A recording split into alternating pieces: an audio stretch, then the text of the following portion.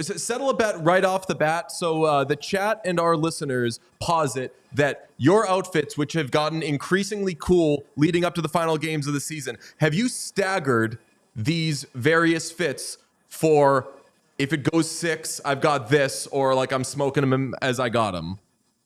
You guys are hitting me with the important questions off the bat. Boys, this is good journalism. It's tough. I'm not going to lie. I did not pace it well. I had my last 2 outfits I thought might be clinching outfits. I saved them for them. And I had to go shopping in Edmonton yesterday for some new fits. So what I will be wearing for Game 6 is an Edmonton exclusive. We got it at Hudson's Bay, a department store here. Support your local economy. And I think we like it. That's so our chat and we are not crazy. Yeah. There is strategy. There's a method to the madness. There should be a method to the madness. You should be able to plan things better than I could. I guess I just had too much faith in the Panthers, and I'm so sorry, Connor McDavid, but you forced me to go shopping in Alberta. You dragged us back here and spent our dollars here. Do you know what I wore to? You know what I wore to Game 4 in Edmonton? What'd you wear? Black T-shirt, some chinos. Just another fucking day. It was going 7 all along. Did not.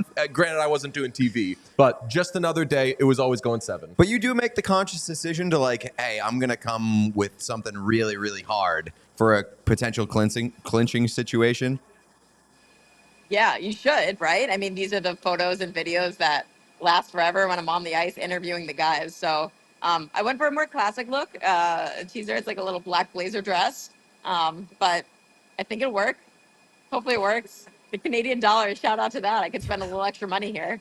Not to just be like straight up outfit stands, but I was endearingly saying, does that thing come in men's too? There was a flowery ensemble that you, early in the series, there was like a flowery thing, and we were doing a watch party, and when you came on to do your hit, our whole chat was like, Emily Flower Ensemble thing. So I have like a leatherish jacket thing like you were rocking the other day, but if you could pass along where the flowery ensemble came from and whether it comes in men's, might be grabbing that.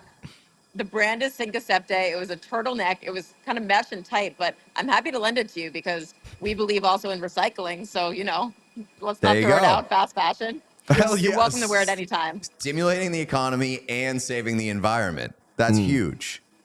I'm just here trying, guys. Let me ask, did you think that this was going 7? Because honestly, at 3-0, I thought it was probably done. That said, 3-2 makes total sense to everybody, including Paul Maurice, who said, like, I got more used to a 3-2 and dealing with that than a 3-0. But did you think this was going to be a long series? Do you think that we are in this series where we should be? Or is the 3-0 and then 2 straight wins fashion of it, no pun intended, too outrageous for us to understand what's going on? Yeah, so obviously they make us do our picks before the series. I said Panthers in 7. But I typically say 7 out of respect for both teams because I have to cover both of them. And I just wanted to A, we're trying to manifest it. And B, just, we want to make sure that we're kind to both. I felt like I had recency bias because I was on the Panthers for the Eastern Conference Final. And I watched the way that they just decimated the Rangers, especially the way that they wore them down in the third period. And I'm like, this team is unstoppable. Who could possibly beat them?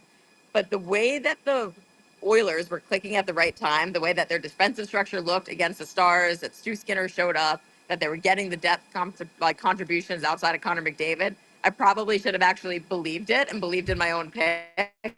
But when it was up 3-0, again, with the outfit choices, I didn't think the Oilers were going to come back. And once we got to that Panthers game 5, talking to Paul Maurice before the game, kind of just sensing the vibe that there was just this little bit of nervous energy. And maybe he knew something, maybe he was seeing something in his team or on the ice that we couldn't see. Now it's like, no doubt this is going the distance. Where does the nervous energy stand between both teams right now? Because obviously all the momentum is in Edmonton's corner. They're back home. Connor McDavid did the old, we're going to drag them back to Alberta. Like, do you feel the pressure mounting on Florida? And does it feel like Edmonton's kind of okay and getting some confidence in that group and in that room?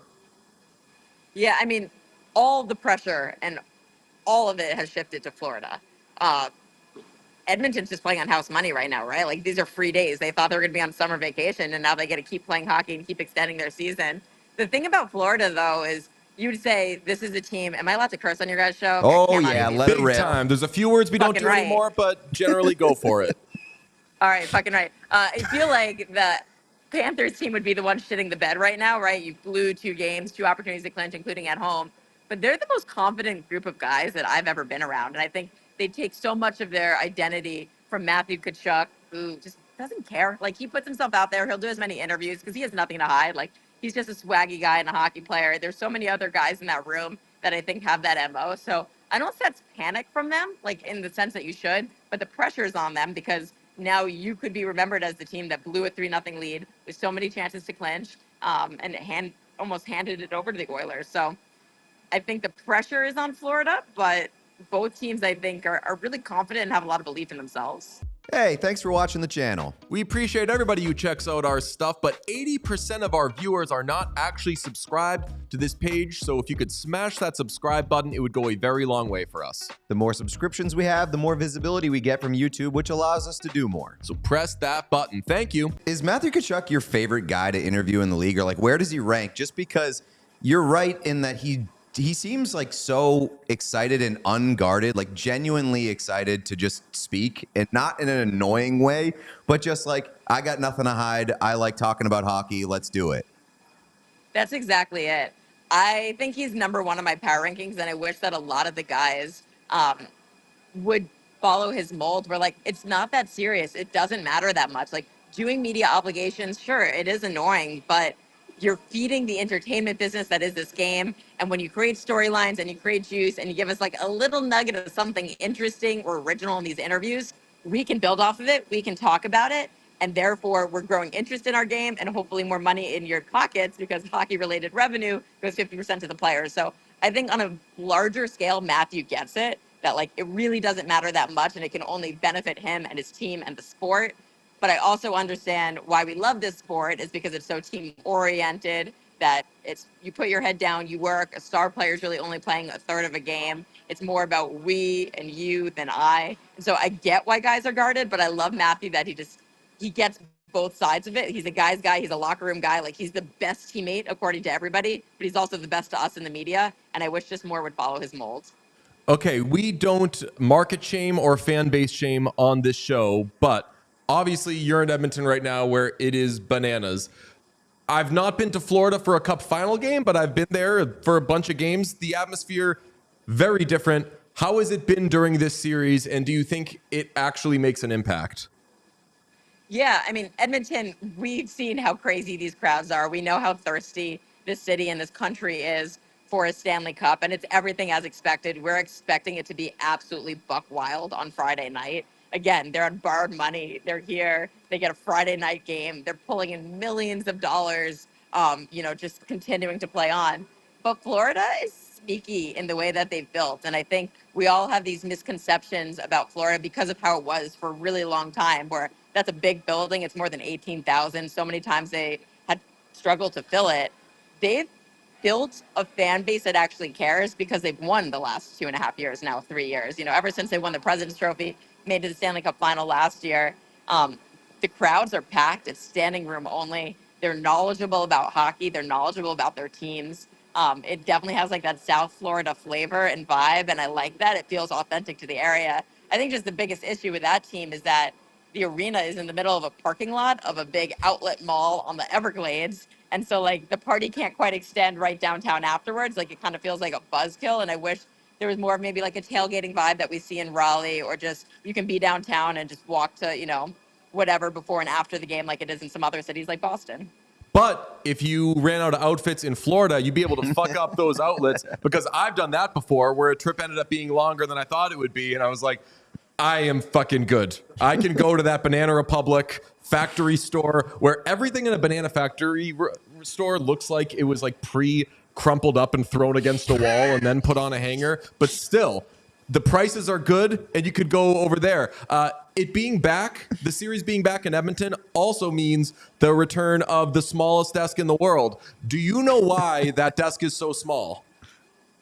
I do. And I almost wish that we just like came out and said it, because I feel like the conspiracy theories and the ESPN doesn't care about hockey, ESPN has no money to spend on hockey narratives, went kind of buck wild. The initial rumor I heard was that the desk did not make it to Edmonton because of the storm, right? Remember, the Panthers had a hard time getting in. There was really trouble. That's not true.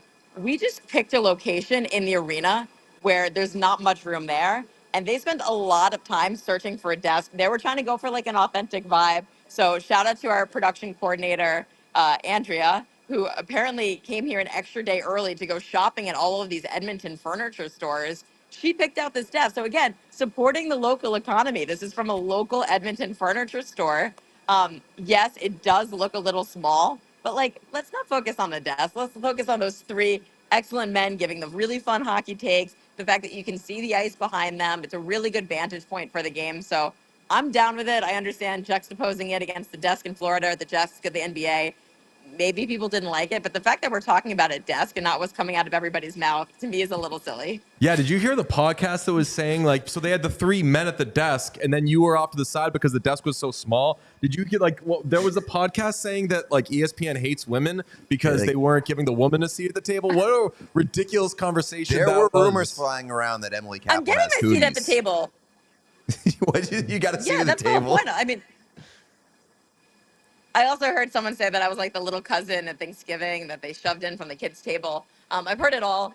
I think I'm getting a seat at the table there. I loved being there, and I didn't feel it was crowded. I thought it was nice and intimate.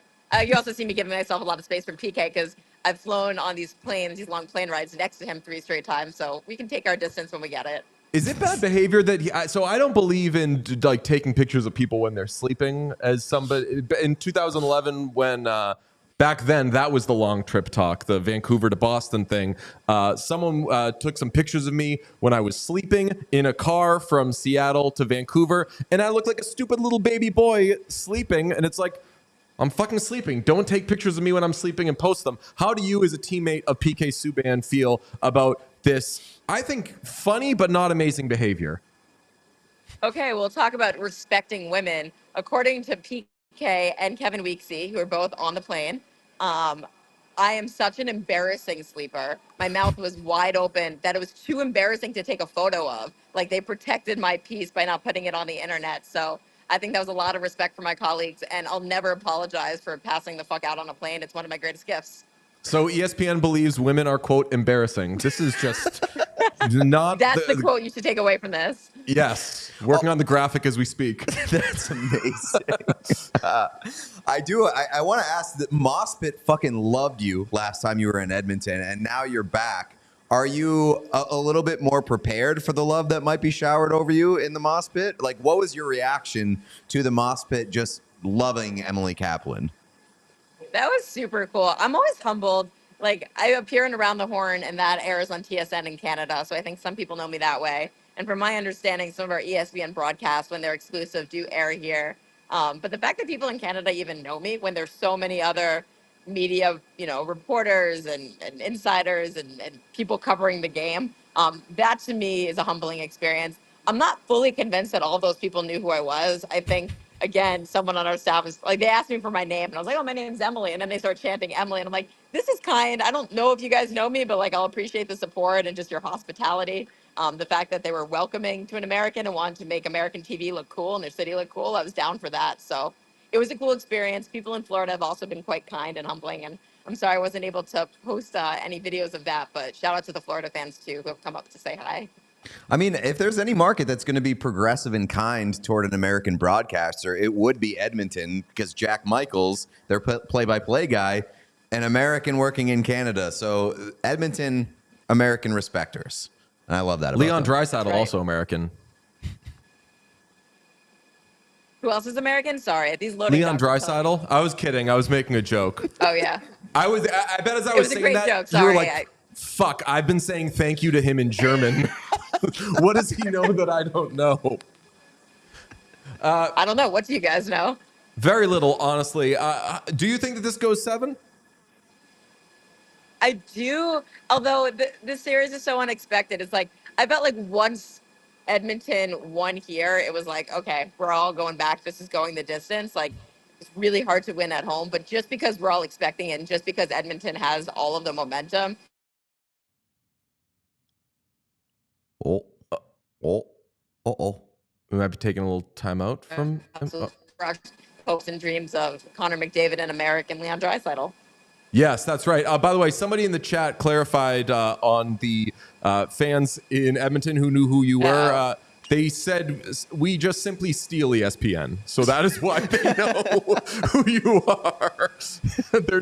they're like, we just take it offline, which I don't know how to do. And Emily has dropped off due to service connection, possibly. Still a great segment. Let's hope that she like wasn't hit by like a Zamboni or something. It seemed like there was some stuff going Canadian on in that Wi-Fi. tunnel. We all silly like the mayor.